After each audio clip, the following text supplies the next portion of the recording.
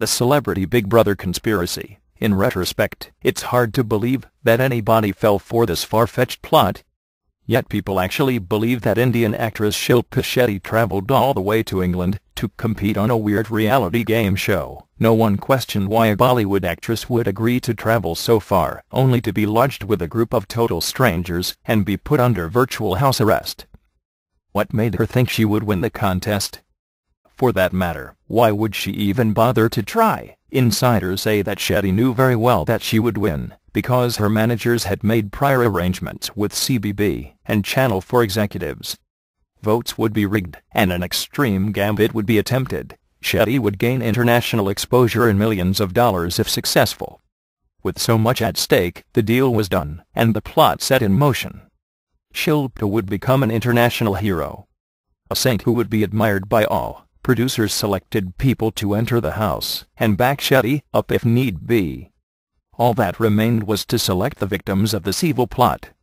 The pawns who would be thrown to the wolves in order to make Shetty famous. The producers selected Jade Goody, Joe Amira, and Daniel Lloyd as their unwitting dupes. With Shetty's acting abilities, it would be child's play for her to manipulate them and ultimately frame them for racism and bullying that they were totally innocent of. To ensure success, skillful editing was employed in order to make Shilpa appear to be a helpless victim of this hateful trio. Despite this, a careful watching of the show still reveals Shetty's deceptions. Shetty constantly contradicted herself, and can also be seen in the act of deliberately initiating disputes with Goody, Lloyd and Amira, even going so far as to try to draw them into arguments they clearly sought to avoid. But in the end, Shetty won the rigged contest and gained the fame she so desperately craved. In the process, 3 innocent young women had their names dragged through the dirt and were unfairly labeled as bullies and racists. Even now, 2 years later, the victims of this evil lot are still suffering.